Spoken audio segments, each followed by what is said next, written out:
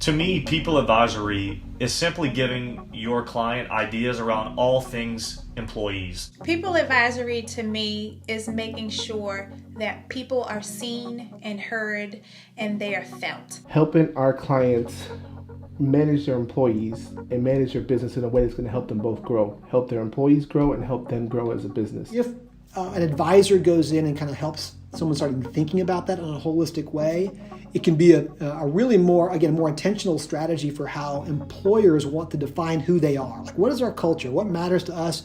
What do we want to be known for?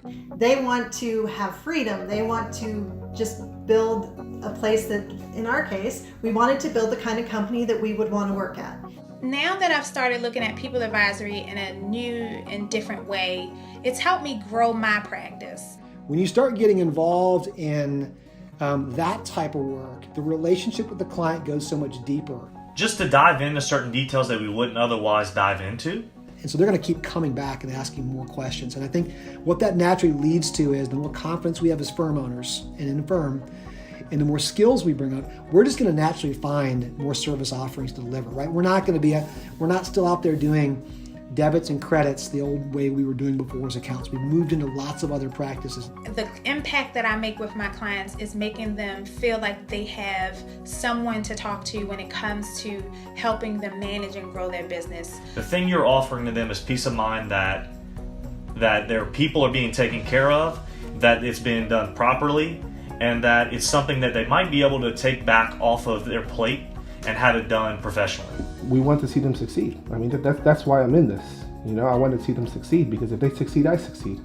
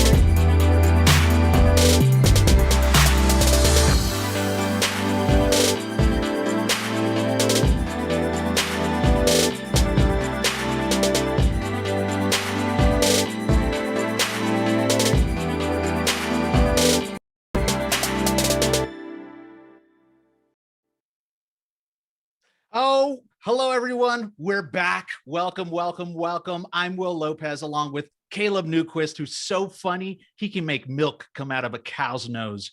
We're live, working from home at Gusto still, and you are on the margins.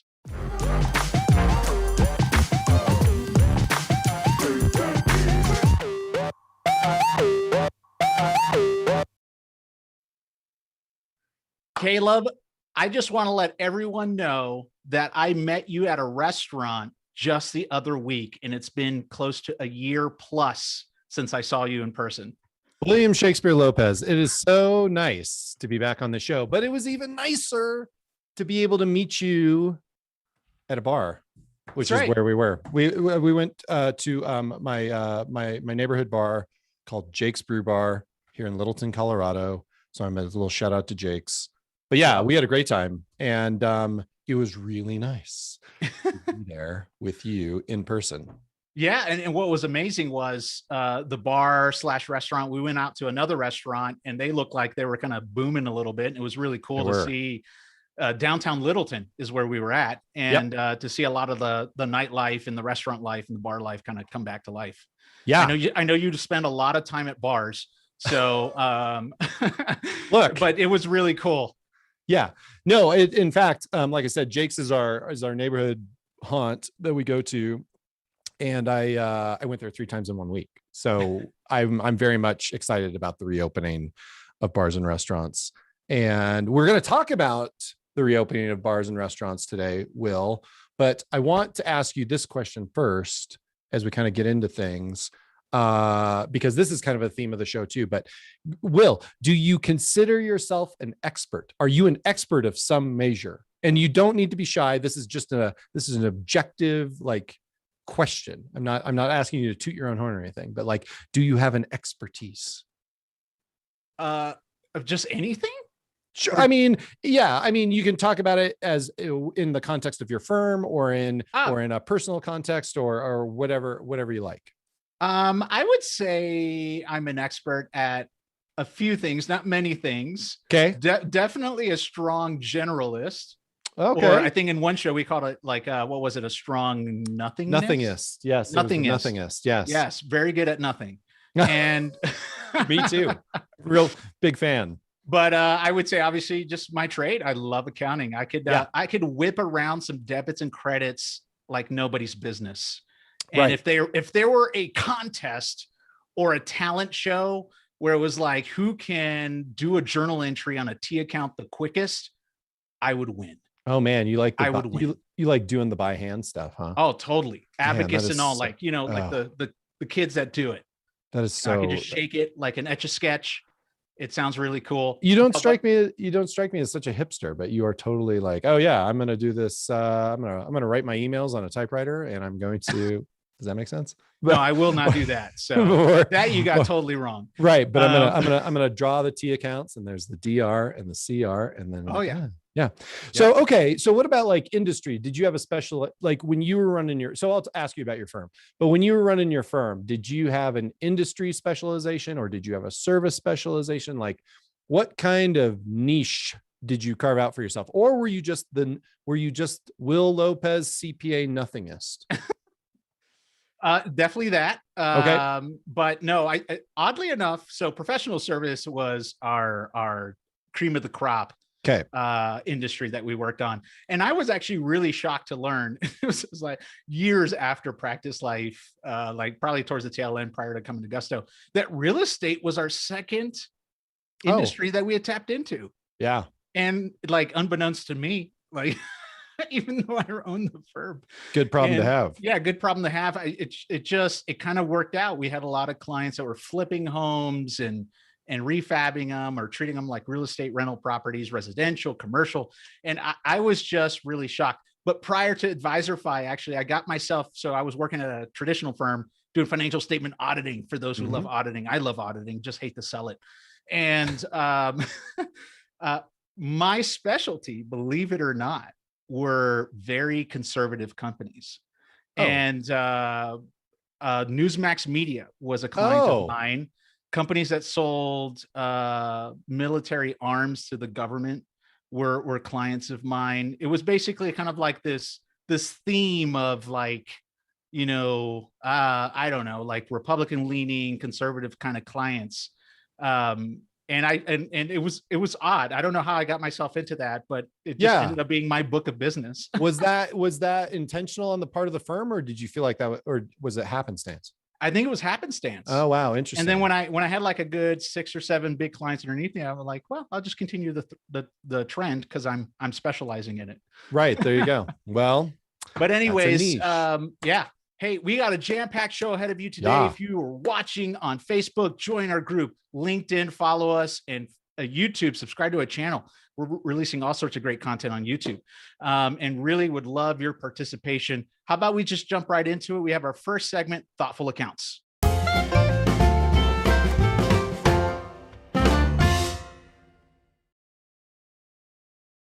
To that segment. It's very swinging. Like very East Coast swing. I mean, that might be my favorite, the little swingy interlude. Yeah, no, I mean, I'm a fan. Well, hey, so we're having the incredible Josh Lance CPA come on board.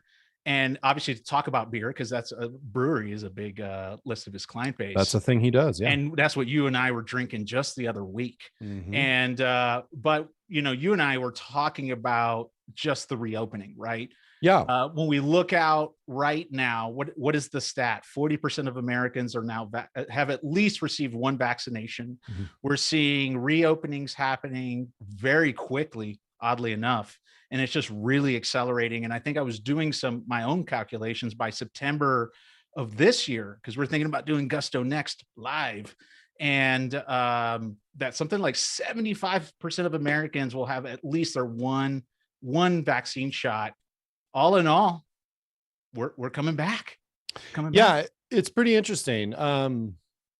Like I said, it's been fun to go back to our regular haunts. My wife and I went to breakfast one morning at a place that we like to go to that's nearby, that had actually closed. It was closed, and we were sad.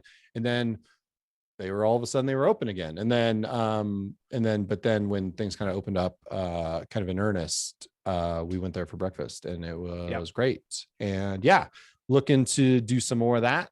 But I think, what's going to be great to talk to Josh about is, maybe I'm wrong, but food and beverage seemed to be the industry that was most, and when I say food, I mean restaurants. So I should say the restaurant and bar industry, I think, was probably one of the most harmed, negatively impacted by the pandemic. Maybe retail, maybe but those two, like, you can't argue that those two were just hurt so bad, because they require, their customers like to be physically present in those places. Like, there's Amazon, and like you say, oh, what about Amazon? It's like, yes, of course people like buying things online, but lots of people like to buy things in person, So, but especially restaurants and bars, they're just crushed.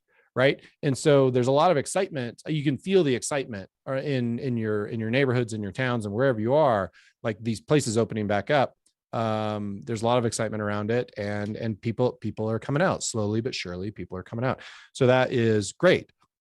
The stuff that we were talking about before the show, that's kind of hard to, and what we're going to get Josh's thoughts on is, there seem to be a lot of help wanted signs out there. So there's this excitement, and this is a problem this is a common problem in other business areas too. But the problem for these restaurants and bars is, they're opening back up, and they've got customers coming in, but they find themselves short staffed. So there's a Melting Pot, which is a fondue place that's in the downtown Littleton area, and they've got a big help wanted sign out.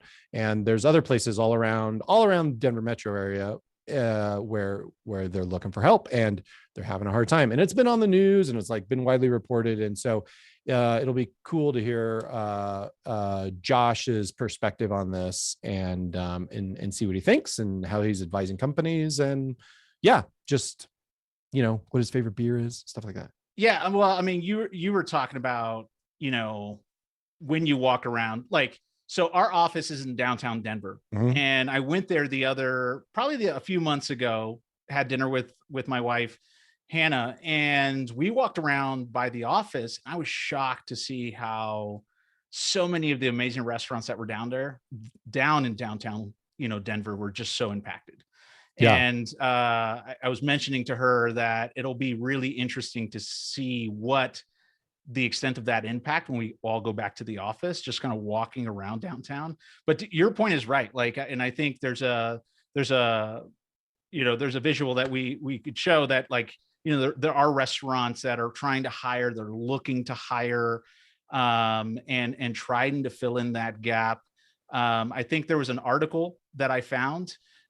This was out of Washington State. So, as the reopening happens, what's really interesting about the restaurant perspective, or at least the restaurant industry, is, we're reopening, and think that's very exciting. People love to go out to eat. People love to go out to eat with friends and family, but there seems to be a massive labor shortage. And in Washington State, it's actually threatening the reopening of a lot of restaurants.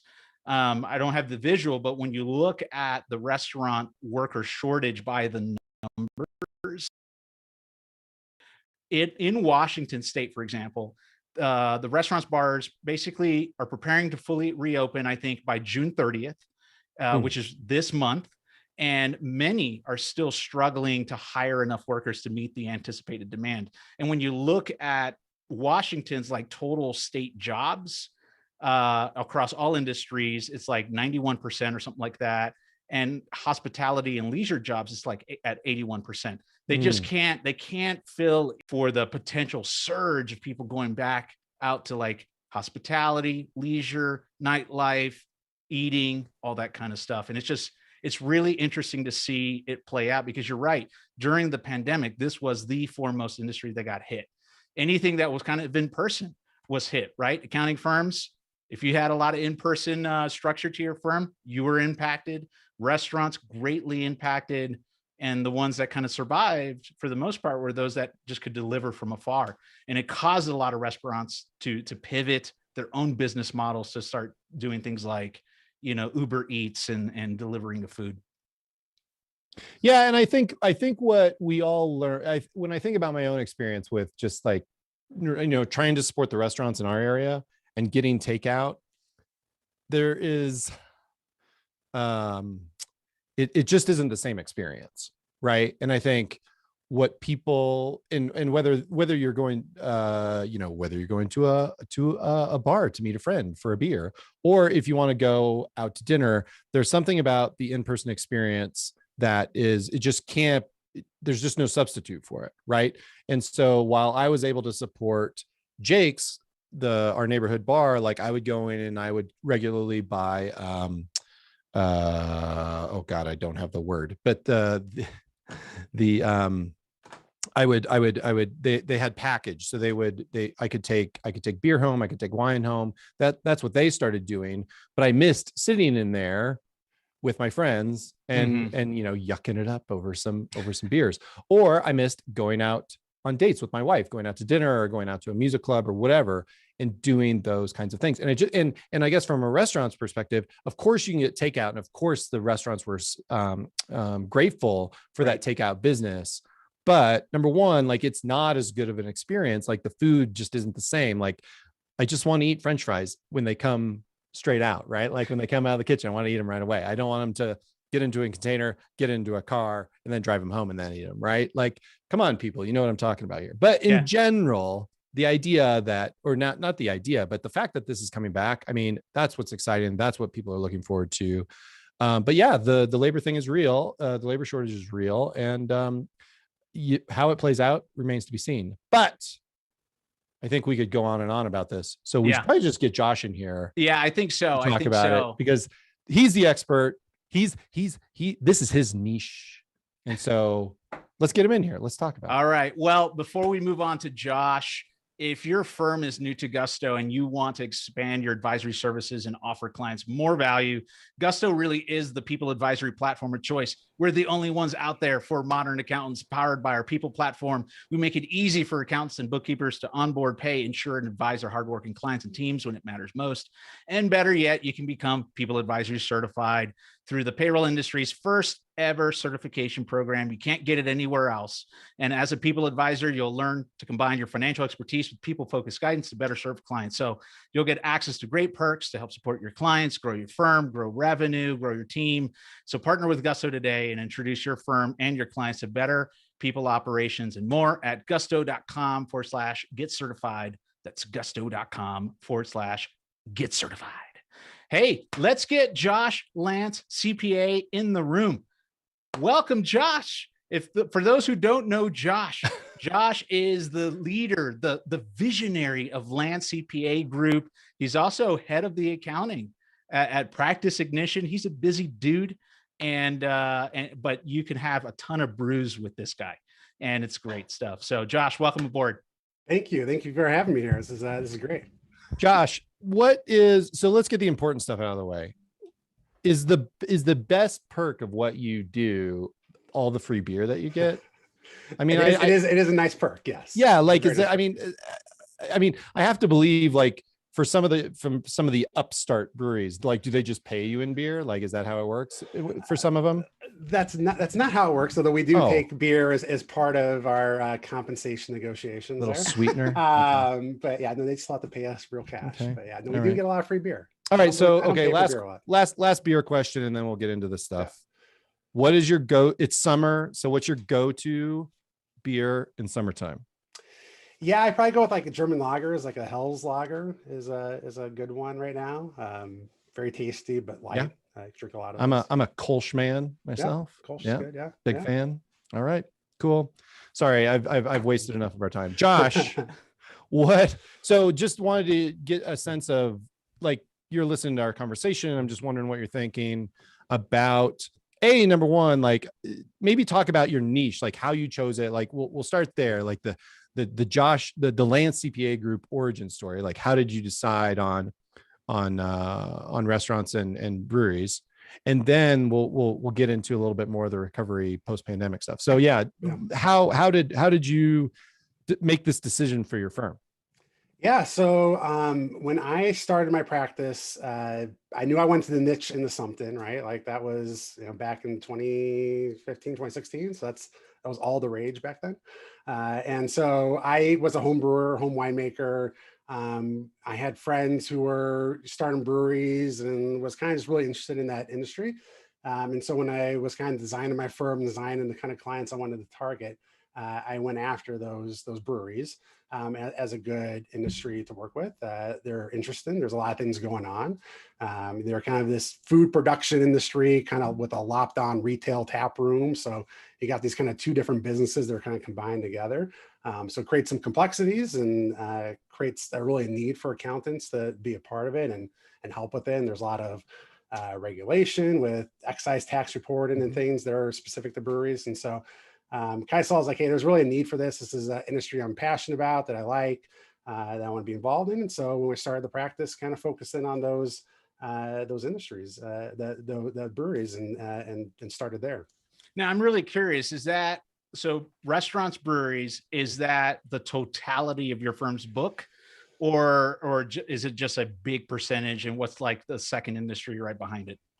Yeah, it's our largest percentage. Our second industry right behind it is digital agencies, so marketers, ad agencies, things like that. They're kind of different industries, but they're also kind of the same in that they're both run by creatives. There's a lot of creative people running breweries, and so similar to agencies. So it's similar type of people that we work with across both industries. That's interesting how like that creativity thread you just threaded through, because I wouldn't have pictured like brewery owners as being creative, right? And maybe that's just because of my own ignorance, but you're absolutely right. They are creative because they're coming up with new beers. They're testing all the time, and they're just trying to get like their latest creation into people's cups. Yeah, that's exactly right. Yeah, there's a lot of art form behind creating beers and making beers, and a lot of that goes into it. So yeah, very, very creative people that are usually running breweries. Yeah. And so Josh, talking about, so we're going to focus on breweries, I guess, but a lot of these places do food too. So like the complexity of like having a kind of, essentially, I don't know, maybe manufacturing is like a little bit too, maybe that's overgeneralizing it, but like you've got this creation of a product, creation of beer, but then also you have a restaurant with a lot of breweries like to tap on the restaurant. So lots of complexity.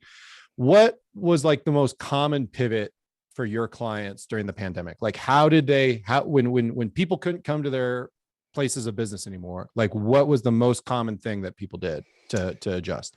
Yeah, so a lot of moving everything to packaged goods, so canning all their beers or putting in bottles or whatever way they could get it packaged. A lot of them were doing online sales, so that's something that they've not normally done because that's not been something that was kind of in their thought process of we're going to be an e-commerce seller, but they moved to doing that because that's a way for them to get that beer out and for people not to actually have to show up at their location to do it. And so they would, put it on e-commerce, they would deliver it to your house, and which was great. That was actually a really kind of fun, fun thing that came from this was that kind of new channel of selling.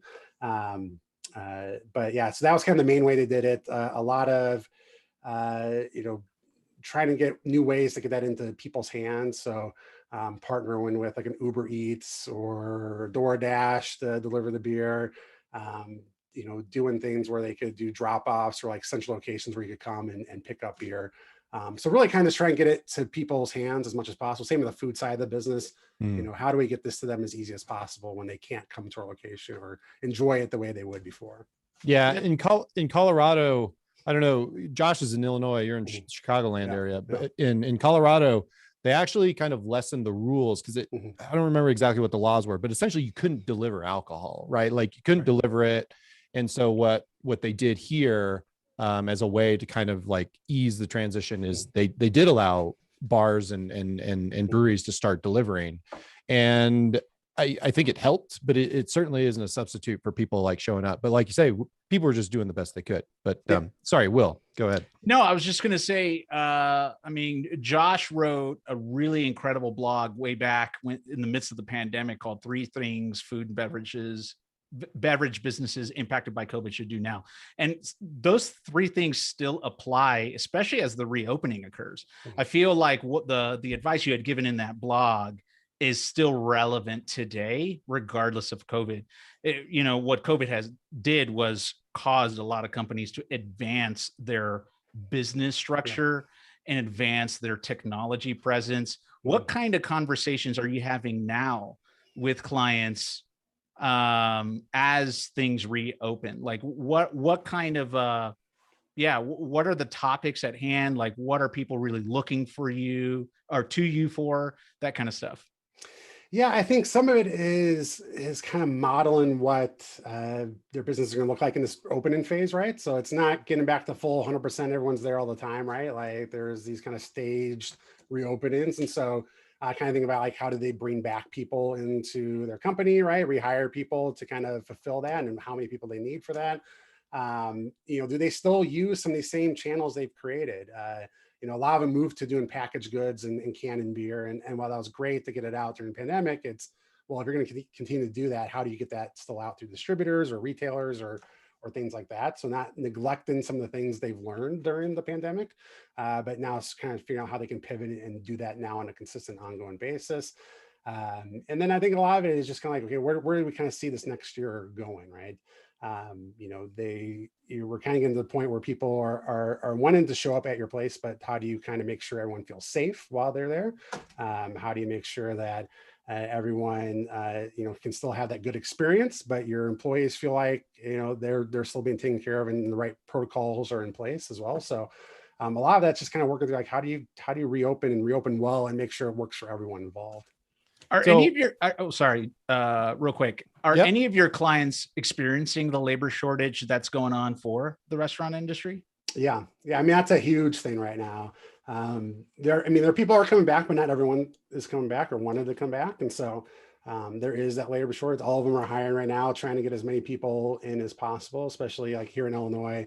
We are officially fully reopened this weekend. And so, you know, getting people in for that. And it's still hard. There's still a labor shortage. It's, you know, there's not a lot of people who want to work part-time in a bar setting, a restaurant setting, you know, and I think during the pandemic, there's a lot of people who made some career changes or kind of rethought what they're going to do with their lives, right? And so they weren't quite as eager to come back and be, you know, a bartender or server or things like that. They're like, okay, I'm pivoting, I'm going different industry, different job, something like that, right? And so that kind of pool that you have now of people who want to work in your industry is shrunk a lot.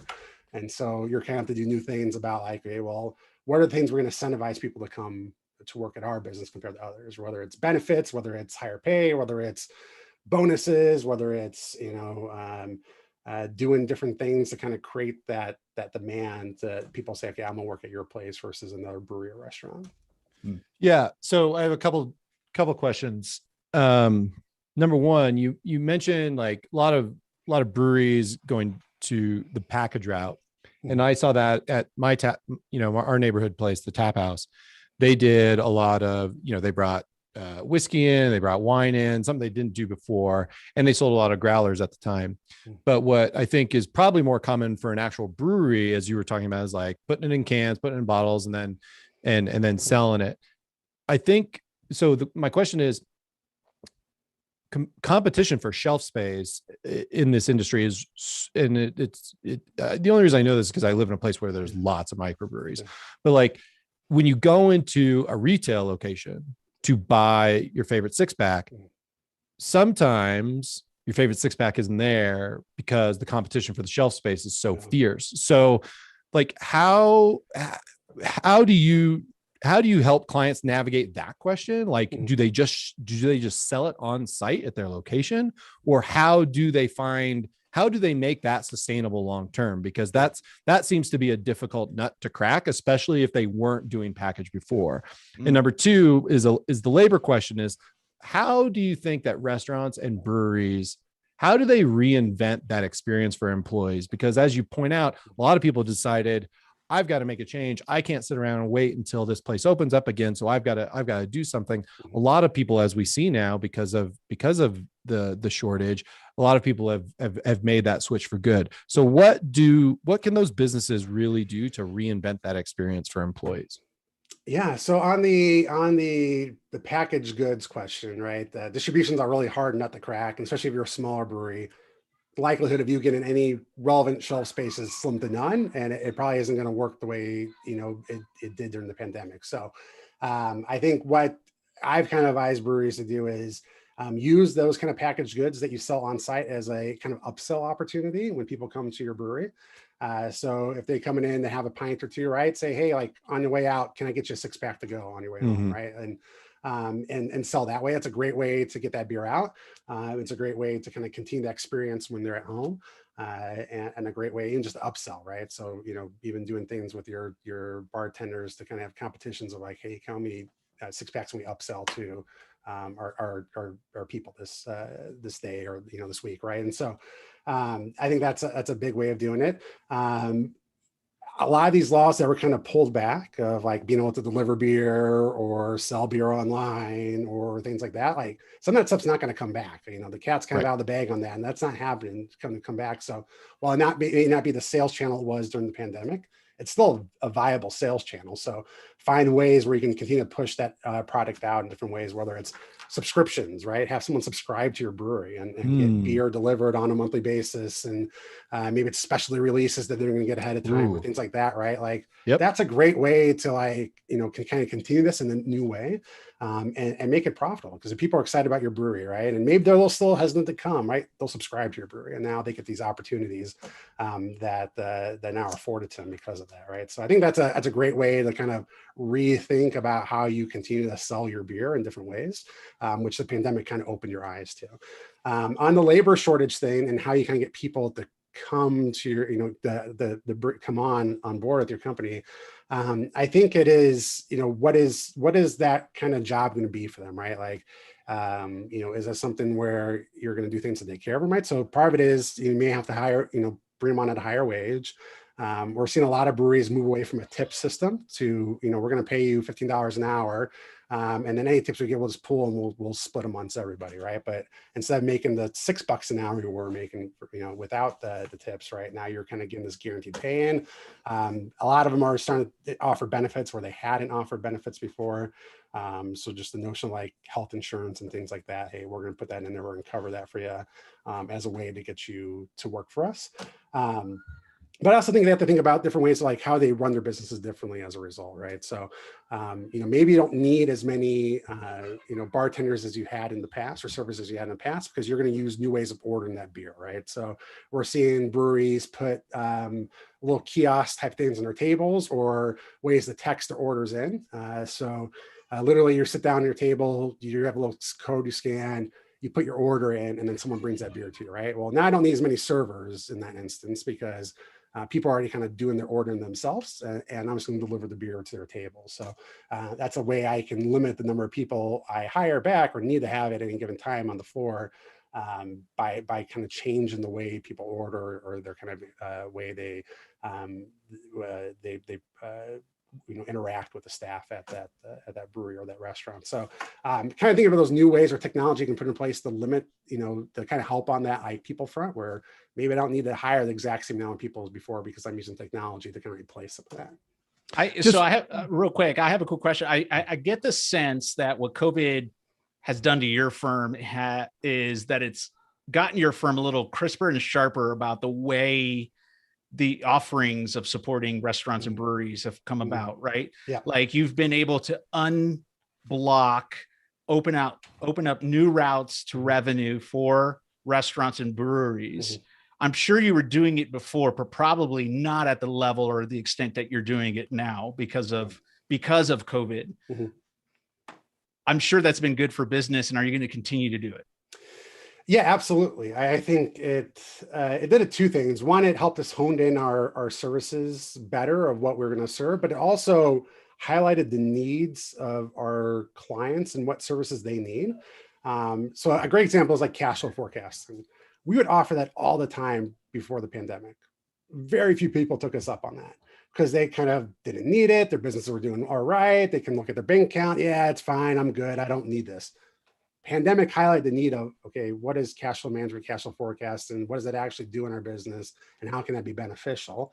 And we were able to hone our services in on to kind of provide that type of service to our clients in a very standardized way that made sense for us to kind of repeat across our client base, but also be able to provide a lot of value out of. And now we're seeing clients want to continue that type of work, right? So I think it really opened the eyes to a lot of our clients that we had of like, okay, some of these higher level advisory type opportunities are things that we do actually need, and not just, something that I'm gonna have to pay more for, but actually provides a lot of value to us. So I think that's been kind of critical for us. And then I think just the ways we've been able to interact with our clients in this time period and be there for them was huge from a kind of goodwill perspective. And we're kind of seeing that dividend pay off now as things start to open up, and they're talking with their friends and said, hey, like, I had a great account who walked me through everything from PPP to ERC to all, restaurant revitalization funds. And they took care of me every step of the way. And like, I couldn't have done without them.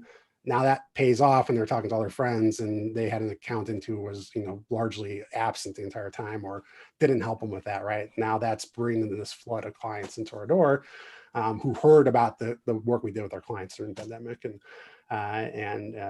is paying that dividend right now. I just had a follow up on something that you mentioned before, and that is the tip system. Do you think that the pandemic is kind of like, do you think this is the beginning of the end of the tip system in this country? Because and the reason I ask is, if you're having trouble attracting people that you need to work in your place, and that means raising wages, why not just pay them $15 an hour, forget tips and don't worry about tips, and have the policy? It's like, hey, you don't have to tip us. We pay our servers X, whatever, however they want to do that. Do you feel like that is a strategy that more restaurants should employ? And do you think that helps would that help with part of the labor shortage? Yeah, I think it's definitely gonna be a catalyst for change on that. I think as people kind of get creative on how they compensate people, this is a definite way to do that, and kind of step outside and say, hey, we can pay you a higher wage. We're going to change how we do the whole tip thing. I don't think it's fully going to go away because if you're good as a server, restaurant server, right, you can make a lot of money beyond $15 an hour with tips, right? So there's going to be some people who are going to be less preferable to that, but I think especially for breweries and their taproom staff, where their tips may not have been to that level, right? Like this kind of gives them that guaranteed wage. It allows them to, have that kind of attractive difference than other kind of tap rooms or bars as a result. Yeah. Yeah. Well, we're kind of at time, and but Josh, before we go, for those of you out there who, let's say, are a restaurant business or brewery business, where can they find more of you and more about what you offer through your firm? Yeah, you can simply go to lancecpa.com and come to our website. We have a lot of great materials there, especially for breweries and hospitality businesses. Or you can reach out directly to me, josh@lancecpa.com. Yep. And if you're up for reading blogs as well, Josh writes a great amount of content through Gusto, peer-to-peer, peer to small business owner, a wealth of information, and an incredible person to be with. So Josh, thanks for coming on The Margins. Thank you. Thank you for having me. All right. Thanks, Josh. Yeah. Well, Caleb, so much to talk about. I can't wait to continue to help restaurants and bars reopen as you and I go out there and throw a few back. and along with Josh, hopefully when we get to see him in person. So Yeah. That is happening. That is happening. We're coming back.